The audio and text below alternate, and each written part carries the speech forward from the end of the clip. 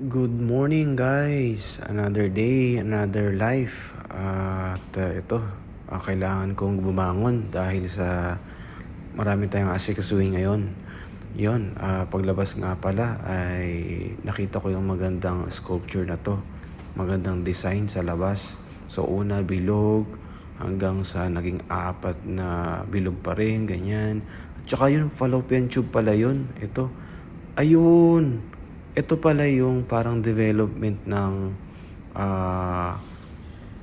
egg cell. Okay? Development mula sa pagiging egg cell hanggang sa pagka-develop hanggang sa maging bata. Ayan, no? Nakita nyo? Yan, no? Ang ganda, no? Ang ganda ng design na yan. Ayun na. Yan, no? Yung as in bata. So, napakaganda ng araw na to. At ayan na yung haring araw. Palabas na yung haring araw na yan. At medyo maganda rin yung panahon. Kaya tumulak na tayo sa ating pupuntahan. Marami tayong aasikasuhin ngayon guys. Kasi kailangan pagka mag-aasikaso ka ng papeles, agahan mo kaagad. Yan, ganda ng hospital na to. Siguro yung iba sa inyo, alam niya yan. Yan yung Sidra Medicine or Sidra Hospital, kumbaga, dito sa Qatar. Okay? Yan, dito tayo sa Ar-Rayyan Road. Bandang Lukta. Yan yung mga garden at meron niyang bicycle lane tsaka pedestrian lane din. Maraming mga construction. At yan yung typical na mga bahay dito. Mga design nila na kumbaga pinipreserve nila yung culture nila at saka yung mga architecture. Nakarating na pala tayo sa company. Ito yung dati kong company guys. Yan, dyan ako naglalakad-lakad. Dati, doon ako nakatira sa malapit lang.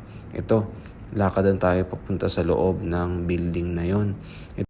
Nga pala guys, ang kukunin ko ngayon ay employment certificate mula sa dati kong company, ang QTCG.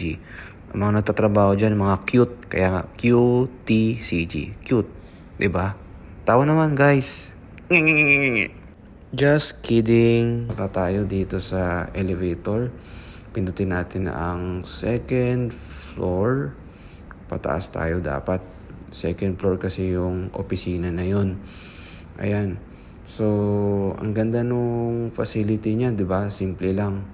Yan. So, second floor. Second floor tayo guys. Makita ko na yung mga dati kong katrabaho dito. Kamusta na kaya sila? Kasi sa mga panahon na to, nagtatanggalan din. Napakababa ng mga businesses dito ngayon sa Qatar. Ayan no, ang ganda ng sa loob. Yan, yung reception. Wala pa si receptionist. Ayan no, QTCG. Yan no, dalawang picture ng Amir. Yung tatay at saka yung anak. Naabutan ko yung T-boy namin. Ayan, ang ganda. So, ito yung department namin. Microtunneling department. And nandiyan si manager. Ito yung pantry. Ayan yung pantry. Diyan kami nag-order ng coffee. Ito yung talagang opisina namin. Ito yung workstation namin. Ayan, dito yung mga supervisors namin. Ito yung nakita yung mga map. Yan yung talagang mga projects. Yan. Dito ako nakaupo. Yan, ang ganda ng pwesto ko. Yan, no. Nakita ko yung paligid. Pagka maulan, maaraw. Diba? Nakaka-relax. Yan. So, yan ang office namin. Yan yung mga projects na inaasikaso. Kasi construction company kami. Ayan. So, ang ganda, diba? Kapag ka umaga, hapon, makikita mo yung paligid. Ito naman yung pantry na sinabi ko kanina. Yan, minsan kumukuha na lang kami sa loob kung anong mga kape-kape nandyan. Minsan may karak nang naka-ready. Ito tubig. Dito kami nagtatambay. Dito ako madalas nagpapahinga. Alam niyo naman kapag minsan naantok, upo-upo lang dyan. Diba? So, yan. Dinali ko muna yung bag ko. At nilalasap ko lang yung dating memories ko dito.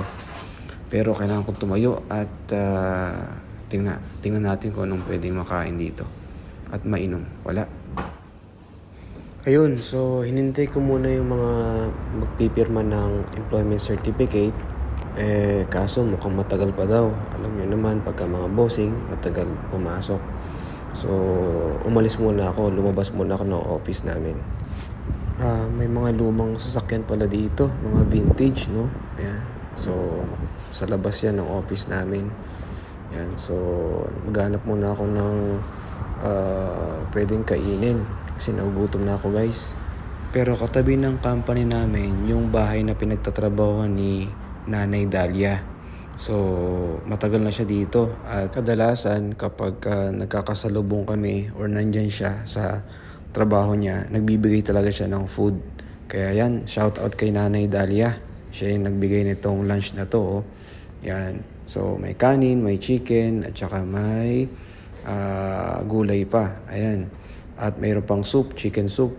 So, shout out kay Nanay Dalia, napakabait. Yan. Kaya ang sarap siyang dalawin dito dahil kwentuhan at saka para kumustahin na rin yung kalagayan niya.